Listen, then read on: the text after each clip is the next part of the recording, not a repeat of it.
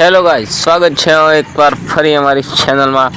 આજે આવી ગયા છે એક નવો બ્લોગ લઈને.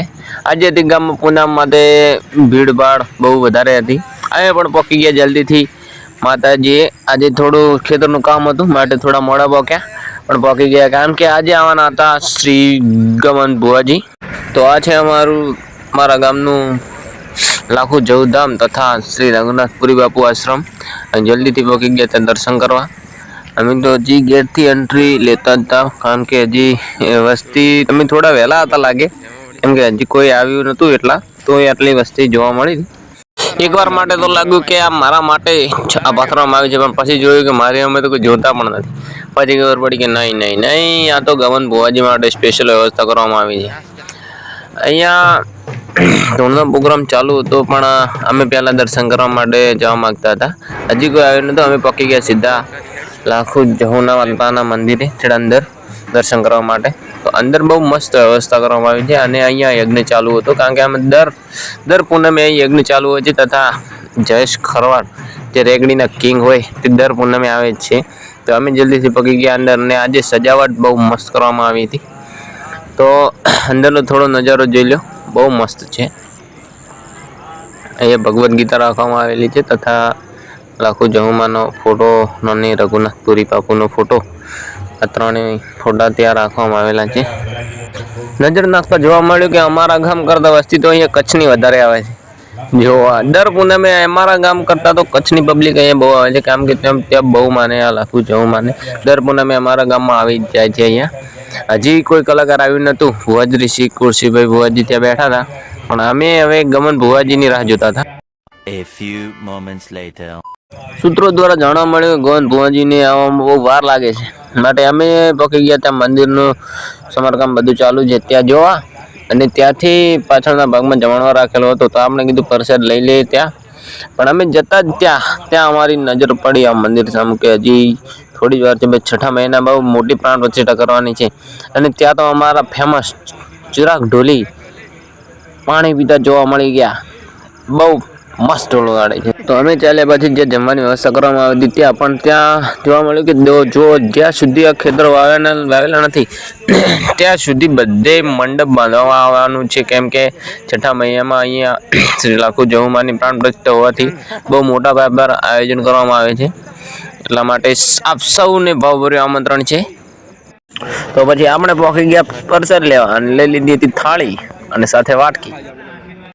પણ અમને તો પેલી જ હતી કે ગમન ભુવાજી અમને ખાવા બેઠા ના આવે, એટલે ફટાફટ ખાવાનું તૈયાર કરી નાખ્યું અને ફટાફટ ખાઈ અને ત્યાં જ જવાનો વિચાર હતો. પણ આ એક દણો અલગ બી થઈ ગયો હતો, પણ અમે ઓછી ઝડપી ખાઈ અને ત્યાં પહોંચી ગયા.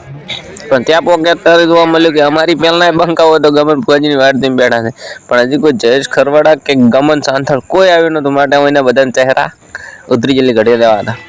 ગમન ભુવાજી આવે એના પહેલાં અમે એક પ્રોગ્રામની શરૂઆત કરી દીધી. જે બીજા કલાકારો હતા તેમને 2-4 મિનિટ ગાવા આપ્યું અને પ્રોગ્રામની શોભા વધારી દીધી. તો જોઈએ, સાંભળી લઈએ.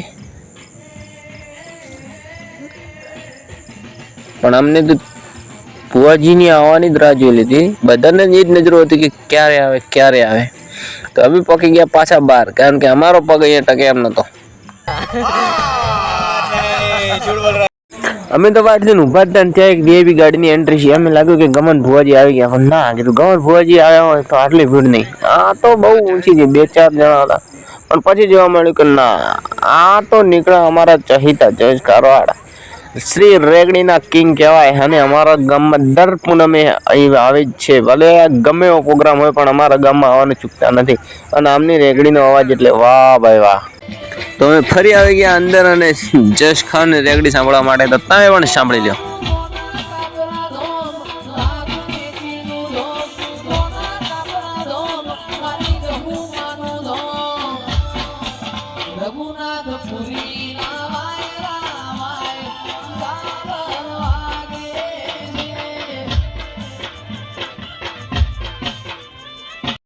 અને થોડી વાર પછી અમારા ભુવાજી શ્રી કુરશીભાઈ ભુવાજી ધૂળની ગાદી પર બેઠા અને સૌને આશીર્વાદ આવ્યા.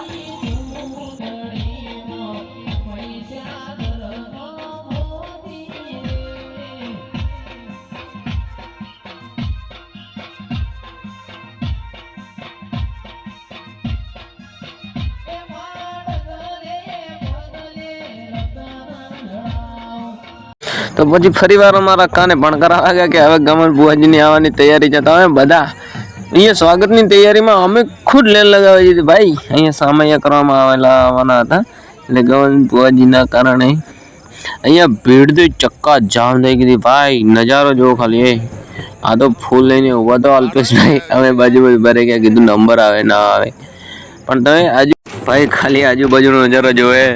લોકો વંડામાંથી ચડી ગયા હતા. ના આજે ભાઈ ગમન બુઆજીની આશિકી નાના ગાબરામાં ચક્કા જામ. ગેટ ઉપર જ એટલી પબ્લિક કે અમે જ્યાં ઊભા હતા પહેલા એકલા હતા ને ત્યાં અમારો નંબર જ નતો. યાર સામે જુઓ કેટલી પબ્લિક થઈ ગઈ ગાંડી. આમ શું આવે નંબર અમારો? આ જુઓ અમારા હાથ વડે કરેલા ડ્રોનનો નજારો. એટલી ગેટમાં જેટલી પબ્લિક કે આવવા જવા માટે પણ તકલીફ થઈ ગઈ હતી. મને પછી અમે ત્યાં ઊભા હતા. અમારની હું ખુદ ભાઈ વિડીયોમાં નહીં દેખાતો તો તમે તો શું જોવાના ગમન સાંધળને. હા તો ભાઈ પછી સામૈયા પત્યા. સામૈયાવાળા બધા નીકળ્યા. એના પછી જોવા મળ્યું ગમન સાંધળ હવે મંદિર અંદર પધારી રહ્યા છે. પણ ફૂલડા વેરાતા હતા. અમારી બાજુમાં જે ફૂલવાળો ઉભો તો એ નતો જોવા મળતો. ભીડમાં ક્યાં જતો રહ્યો. હા અમે શું જોઈએ દેખ. મેં એન્ટ્રી મારી ગમન સાંથળ બુઆજી મેં ખુદ જ નતો જોયો ભાઈ. અમે જે અંદર એન્ટ્રી મારી ત્યારે જોવા મળે કે ગમન બુઆજી આવ્યા છે. કેવા છે અહીંયા તો એટલી ભીડ ચક્કા જામ. વસ્તી નીકળવા દે એમ જ નથી યાર. શું કરીએ? પણ અમે તો ત્યાં જ ઉભા રહ્યા. કીધું ખોટું ભીડમાં પડવું નહીં, અંદર જઈને પછી જોઈ લઈશું. માટે અમે ત્યાં જ ઉભા રહ્યા. કીધું અંદર વાત આ છે ઓરા. એટલી ભીડમાં જોવાની ક્યાં તકલીફ જ ક્યાં લેવાની કે અંદર ગમન સાંથળની એન્ટ્રી અમે કરવામાં આવી દીધી. અમે ખૂણામાં ઘૂસી ગયા. જો ભાઈ ગમન સાંથળ અમે તેટલા તો નજીક નતા પણ જેટલું ફોનથી થોડો ઘણું ઝૂમ થયું તે બતાવી રહ્યું. અને વધારે લાગે ખોટું લાગે તો માફ કરજો. પણ પછી બુઆજી દ્વારા તેમનું ભવ્ય સ્વાગત કરવામાં આવ્યું જે અમે તમને બતાવીશું. પછી અમારા બુઆજી દ્વારા ગમન સાંથળને પાઘડી પહેરાવી અને સન્માન કરાયું. ત્યારબાદ એના પછી એક સાલ ઓંટાડીને સ્વાગત કરે. જો કે આપનો રિવાજ જ છે કે સાલ તો ચાદર ઓઢાડીને જ સ્વાગત કરવામાં આવે છે. પછી ફૂલહાર કરવામાં આવ્યા અને તેમનું સ્વાગત કરવામાં આવ્યું આ રીતે. ત્યારબાદ એક કડી ગમન સાંથળની સાંભળી લઈએ. જો કે અમે પાછળના ભાગમાં ઊભા હતા માટે તેમનો ચહેરો અમારે કેમેરામાં નહોતો આવ્યો.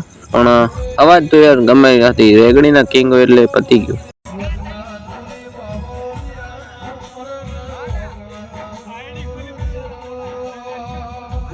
ભુવાજી તો મસ્ત રેગડી કરતા હતા પણ અમારા માટે કામ હતું બહુ. ખેતરમાં રાજગુરો વાળો હતી ભાઈ. આ બંકાને જવું પડ્યું ખેતરમાં અને ભુવાજીને પછી અમે ત્યાં જ શું કરીએ છોડવા પડ્યા અને પછી અમે નીકળી ગયા. તો આવતી પૂનમે જિગ્નેશ બારોટ આવવાના છે શાયદ. તો નાના કાફરા ગામમાં આવવાનું ચૂકતા નહીં. અને અમે ફરીથી વ્લોગ લઈને આવી જઈશું કેમ કે હવે નવરા થઈ જશું આવતી પૂનમ સુધી.